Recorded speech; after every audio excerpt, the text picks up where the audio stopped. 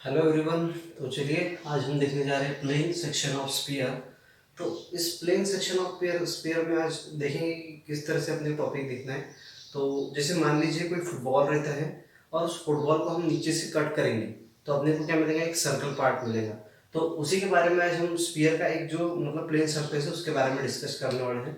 तो चलिए मान लीजिए जैसे यहाँ पे मैं एक स्फीयर लेता हूँ, इस तरह से एक स्फीयर है, ठीक है। और मैंने क्या किया, इस स्फीयर को यहाँ से कट किया, ठीक है। मान लीजिए एक फुटबॉल को हमने नीचे से कट किया तो मुझे इस तरह से सर्कल मिलेगा यहाँ पे, ठीक है। इस तरह से सर्कल मिलेगा, ठीक है। और ये जो क्या है, ये सेंटर पॉइंट है किसका, स्फीयर का, जिसको कि नाम मैं दे देता हूँ यहाँ पे ओ, ठीक है। और ये क्या है, ये सर्कल का सेंटर पॉइंट है जिसको नाम दे दूंगा मैं ए। अगर इन दोनों को ज्वाइन किया जाए तो अपने को इस तरह से फिगर मिलेगी, इसको नाम दूंगा मैं बी, ठीक है। तो यहाँ पे क्या बनेगा, सबसे पहले जैसे यहाँ पे ट्रायंगल यहाँ पे 90 डिग्री का परफॉर्म कर रहा है, तो यहाँ पे सबसे पहले किस ट्रायंगल की बात करूंगा मैं, एओबी ट्रायंगल की बात करूंगा। तो ऐसा बोलेंगे हम, in triangle AOB, okay. AOB triangle में बात करेंगे तो ओ क्या है, O is the centre of the sphere. वो क्या है, सेंटर है स्फीयर का। Then OB is the radius, radius of the sphere. और ओबी क्या होगी, रेडियस होगी स्फीयर की, ठीक है। देन ओए इज, ओए क्या है, foot of perpendicular to the plane A B, ठीक है। और ओ ए क्या है, ये फुट है perpendicular to the A B, okay. तो इस तरह से ये जो है कंप्लीट स्फीयर के बारे में हो गया, ठीक है। उसी तरह हम क्या करेंगे अभी, और ये जो नीचे मतलब स्फीयर को कट करने के बाद जो सर्कल फॉर्म हो रहा है उसके बारे में कुछ बात करेंगे। जैसे मैं बोलूंगा now in triangle which one, that O A B, in triangle O A B, okay. Triangle O A B में क्या बोलेंगे हम, यहाँ पे बोलेंगे O A is perpendicular to the, perpendicular to the A B. O A क्या है, perpendicular है ए बी का। इसका मतलब क्या होगा, angle A O B is equal to 90 degree. यहाँ पे एंगल ए ओ बी कितना डिग्री एंगल बना रहा है, 90 डिग्री का एंगल बना रहा है, ठीक है। And A B is the radius of the circle. A B क्या है, रेडियस है सर्कल का। And A is the centre of the circle. और ए क्या है, सेंटर है किसका, सर्कल का, ठीक है। देन यहाँ पे हम ये क्या कर रहा है, इसको ओ बी मतलब ओ ए उसको परपेंडिकुलर कर रहा है, तो O A is perpendicular to A B, हमने पहले मेंशन कर दिया, O A is perpendicular to O A B, okay. तो इस तरह से ये सर्कल के बारे में होगा। जैसे अगर कभी हम पाइथागोरस थ्योरम के से जाएंगे तो अपने को क्या मिलेंगे यहाँ पे, जैसे यहाँ पे मिलता है O B square is equal to O A square plus that A B square, ठीक। लेकिन अपने को यहाँ ए बी की वैल्यू फाइंड करनी रही। अगर ए बी की वैल्यू फाइंड करनी रही तो हम क्या करेंगे, यहाँ पे A B square is equal to क्या करेंगे, O B square minus O A square, इस तरह से फॉर्मूला अप्लाई करेंगे यहाँ पे, ठीक है। तो ये क्या कब होगा, जब अपने को ओ बी का वैल्यू फाइंड करना रहेगा, उस सिचुएशन में इस तरह का फॉर्मूला अप्लाई करेंगे। या फिर हम इसको इस तरह से भी लिख सकते हैं यहाँ पे, मतलब अगर स्क्वायर रूट लिया तो क्या होगा यहाँ पे, A B is equal to square root of O B square minus O A square, ठीक है। तो इस तरह से भी हम यहाँ पे कर सकते हैं, ठीक है। तो अभी क्या करेंगे, हम इसके एग्जाम्पल की ओर बढ़ेंगे। आई होप सो आपको ये टॉपिक समझ में आया होगा। चलिए स्टूडेंट्स, अभी सबसे पहले यहाँ पे एग्जांपल देखने जा रहे हैं प्लेन सेक्शन ऑफ स्फीयर पर। तो फर्स्ट एग्जांपल क्या दिया है, find radius and the centre of the circle, और की जगह सेक्शन, सर्कल की जगह सेक्शन भी आता है। Sorry, find the radius and the centre of the circle, या फिर सेक्शन बोलिए, in which the plane x square plus y square plus z square plus twice x y minus twice z minus 19 is equal to 0 is cut by the plane x plus 2y plus 2z plus 7 is equal to 0। ठीक है, मतलब मान लीजिए कोई एक equation, मतलब एक sphere का इक्वेशन है, वो कट कर रहा है कहाँ, एक सर्कल के प्लेन को कट कर रहा है। तो अपने को क्या फाइंड करना है, उस सर्कल का रेडियस और सेंटर फाइंड करना है। ठीक है, ये सर्कल बोलिए या फिर सेक्शन बोलिए, उसके उसके अपने को रेडियस या फिर सेंटर फाइंड करनी है उसकी। तो चलिए स्टूडेंट्स, यहाँ पे जैसे एक फिगर ड्रॉ कर लेता हूँ मैं सबसे पहले अंडरस्टैंडिंग के लिए। ठीक है, तो यहाँ पे मान लीजिए स्फीयर है, ठीक है, और इतने हिस्से को मैंने कट किया है यहाँ पे। ठीक है, तो इस तरह से सर्कल मिलेगा मुझे। ठीक है, ये क्या है, इसका सेंटर है। ठीक है, अब इसका सेंटर को मैं यहाँ पे बोल देता हूँ ओ। ठीक है, यहाँ पे ये हो गया उसका ए, और यहाँ से ये हो गया बी। ठीक है, इस तरह से फिगर बनेगी। तो यहाँ पे क्या दिया उन्होंने कि ये जो है स्फीयर का इक्वेशन ये हो गया, और ये इस प्लेन का इक्वेशन हो गया। ठीक है, तो ये इक्वेशन क्या कर रहा है, इसको कट कर रहा है इस प्लेन को। तो अपने को क्या फाइंड करना है, रेडियस। ठीक है, तो रेडियस मतलब किसका, सर्कल का रेडियस, मतलब अपने को ए बी फाइंड करना है। ठीक है, और सेंटर, सेंटर मतलब अपने को ये ए के कोऑर्डिनेट फाइंड करने हैं। ठीक है, ए के कोऑर्डिनेट फाइंड करने हैं यहाँ पे। तो अपने को यहाँ रेडियस और ए के कोऑर्डिनेट फाइंड करने के लिए यहाँ सबसे पहले अपने को यहाँ पे ओ के कोऑर्डिनेट पता होना जरूरी है, और इसका भी रेडियस, स्फीयर का रेडियस पता होना जरूरी है। तो चलिए सबसे पहले क्या करेंगे, यहाँ पे इस ओ के कोऑर्डिनेट निकालेंगे और इसका रेडियस जो है ओ भी ये फाइंड करेंगे स्फीयर का। तो स्टूडेंट्स देखिए, यहाँ पे सबसे पहले क्या बोलेंगे, we have the equation of sphere. ठीक है, द इक्वेशन, या फिर बोलिए गिवन इक्वेशन ऑफ स्फीयर, बोलिए गिवन इक्वेशन ऑफ स्फीयर। ठीक है, तो क्या है equation of sphere, x square plus y square plus z square plus twice x y minus twice y minus twice z minus 19 is equal to 0, और इसको बोल दीजिए इक्वेशन नंबर 1।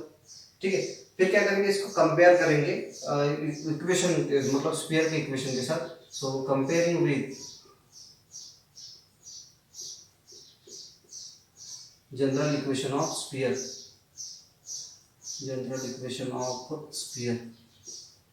तो क्या है इसका जनरल इक्वेशन स्फीयर का, तो इसका इक्वेशन आएगा x square plus y square plus z square, यहाँ पे आएगा plus twice u x plus twice d y plus twice डब्ल्यू z plus d is equal to 0। इसके साथ कंपेयर करेंगे। ठीक है, so x square y square z square तो एज इट इज आएंगे। अब यहाँ पे जैसे twice u is equal to twice x आएगा। ठीक है, twice u is equal to you आएगा, so that u is equal to 1 by 1 मतलब 1 आएगा। ठीक है, then twice v is equal to कितना था यहाँ पे, -2 आएगा, मतलब वी इज इक्वल टू आएगा -1। ठीक है, एंड ट्वाइस डब्ल्यू इज इक्वल टू कितना आएगा, तो यहाँ था -2, सो डब्ल्यू इज इक्वल टू भी -1 ही आएगा। ठीक है, और अगर डी का वैल्यू ले लेते हैं यहाँ पे, सो डी इज इक्वल टू -19 आएगा। ठीक है, तो इस तरह से यहाँ पे अपने को यू वी डब्ल्यू और डी का वैल्यू पता चल गया है। तो यहाँ पे सबसे पहले हम क्या करेंगे, सेंटर ऑफ द स्फीयर निकालेंगे। तो अपने को मालूम है सेंटर ऑफ द स्फीयर हमने लास्ट टाइम भी निकाला था। So centre of the sphere क्या है अपना, सेंटर ऑफ द स्फीयर, तो सेंटर ऑफ द स्फीयर क्या है, is equal to -u - -v - w, इस तरह से लेते थे हम। ठीक है, तो अब इसमें डाल देंगे वैल्यू u v w का, तो कितना आएगा, माइनस माइनस प्लस, सॉरी यहाँ माइनस u है तो यहाँ -1 माइनस माइनस प्लस 1, और w भी आएगा यहाँ पे 1। सो दैट माइनस चेंज है थोड़ा, यहाँ -4z की जगह -2 यहाँ 4 चाहिए, तो अपना ये भी आएगा यहाँ पे आएगा -4, मतलब यहाँ w कितना था -2 आएगा। ठीक है, तो यहाँ पे आएगा माइनस माइनस प्लस, तो मतलब -1 1 और 2, ये सेंटर ऑफ द स्फीयर हो गया। ठीक है, अब क्या करेंगे, इसका रेडियस ऑफ द स्फीयर निकालेंगे। तो रेडियस ऑफ द स्फीयर क्या रहेगा, so the radius of the sphere, radius of the sphere क्या रहता है, square root of u square plus v square plus डब्ल्यू स्क्वायर माइनस डी। तो square root of u square plus v square plus डब्ल्यू square minus d इतना रहेगा। तो क्या आएगा square root of u square यानी यहाँ पे रहेगा 1 का स्क्वायर 1 प्लस वी का स्क्वायर माइनस 1 का 1 और डब्ल्यू का प्लस 4 और माइनस डी, तो माइनस माइनस प्लस 19। ठीक है, तो कितना होगा ये होता है यहाँ पे 25 स्क्वायर रूट ऑफ मतलब ये था 5। So radius of the sphere कितना मिल गया यहाँ 5 और सेंटर ऑफ द स्फीयर कितना मिल गया -1 1 2। तो यहाँ पे इसके कोऑर्डिनेट मिल गया -1 1 2 और रेडियस ऑफ द स्फीयर मतलब ये मिल गया अपने को 5। ठीक है, तो अब क्या पता करना है अपने को, यहाँ पे चाहिए अपने को इसका रेडियस और इसके कोऑर्डिनेट मतलब ए के कोऑर्डिनेट और ए बी का डिस्टेंस। ठीक है, तो ये स्फीयर का देखा हमने। तो चलिए स्टूडेंट्स अब बढ़ेंगे नेक्स्ट पार्ट की ओर जो कि अपना मतलब स्फीयर का है। तो इस तरह से इक्वेशन लिया, अभी इस इक्वेशन को लेके सॉल्व करने वाले इक्वेशन और इसको बोल देंगे इक्वेशन नंबर 2 जो कि अब जो मतलब सर्कल स्फीयर का इक्वेशन इस सर्कल के इक्वेशन को कट कर रहा था। ठीक है, तो इसको हमने क्या बोल दिया इक्वेशन 2 बोल दिया। अब क्या करेंगे यहाँ पे जैसे OA जो है वो क्या है परपेंडिकुलर कर रहा है किसको AB को परपेंडिकुलर कर रहा है, तो मतलब यहाँ पे 90 डिग्री का एंगल बनाएगा। तो यहाँ पे क्या लिखेंगे OA is perpendicular to the distance AB। ठीक है, OA क्या कर रहा परपेंडिकुलर कर रहा डिस्टेंस AB को फ्रॉम द सेंटर, कौन से सेंटर से O ऑफ कौन सा -1 1 और 2 इस सेंटर से। ठीक है, तो अभी अपने को जैसे यहाँ पे OA के पॉइंट चाहिए। ठीक है, तो OA के पॉइंट निकालने के लिए जैसे अपने को जिस तरह से OB के निकालते हैं, तो यहाँ करेंगे OA इज इक्वल टू क्या बनेगा अभी यहाँ पे जैसे इस इक्वेशन में ये पॉइंट रखेंगे तो क्या बनेगा यहाँ पे -1 प्लस यहाँ बनता 2 प्लस 2 टू ज़ा 4। ठीक है, अपॉन स्क्वायर रूट ऑफ। ठीक है, जैसे इस तरह से हमने यहाँ पे पॉइंट रखे हैं और सर ये +7 रहेगा यहाँ पे +7 इज एज इट इज। ठीक है, अपॉन अब क्या करेंगे अब ये जो यहाँ पॉइंट रखे हमने -1 1 2, अब नीचे स्क्वायर रूट में क्या करेंगे इसी के इसके मतलब रेडियस स्फीयर के पॉइंट रख देंगे यहाँ पे। जैसे इस तरह से आएंगे वो 1 प्लस यहाँ y का वैल्यू रख दिया 2, तो कितना आएगा 2 टू ज़ा 4 प्लस 2 टू ज़ा 4। ठीक है, तो इस तरह से बनेगा। मतलब अगर हम इसको सॉल्व करते हैं तो क्या मिलेगा यहाँ अपने को, यहाँ पे देखिए इसको अगर सॉल्व करते हैं तो कितना आएगा 4 प्लस 7 11 12 13 मतलब आएगा 12।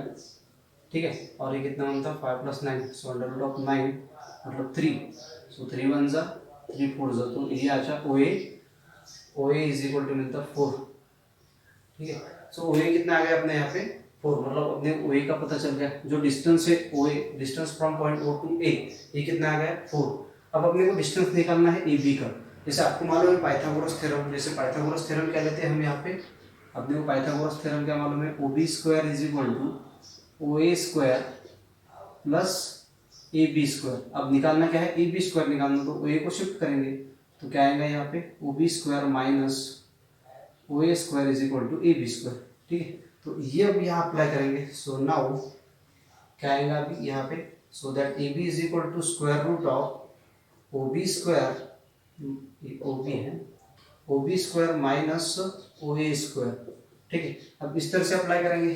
अब यहाँ पे स्क्वायर रूट ऑफ OB, तो OB का वैल्यू कितना है 5 है, तो यहाँ बनेगा 5 का स्क्वायर। ठीक है, जैसे हमने यहाँ पे लिखा था स्फीयर, और स्फीयर का जैसे ये OB था अपना। ठीक है, देन OA का अभी निकाला हमने क्या है 4, तो यहाँ बनेगा 4 का स्क्वायर। सो ये कितना बनता 25 प्लस 16। ठीक है, तो 25 प्लस 16 कितना बनेगा यहाँ पे 1 और ये 41। ठीक है, तो ये सॉरी ये कितना आता है यहाँ पे 4, जैसे सॉरी यहाँ माइनस का साइन है ना, तो ये आएगा कितना अंडर रूट ऑफ 9। ठीक है, सॉरी गलती से प्लस में लिया था। सो ये कितना आ गया ये भी अपना ये भी आ जाएगा 3। मतलब अपने को क्या पता चल गया इसका मतलब रेडियस भी पता चल गया इसके।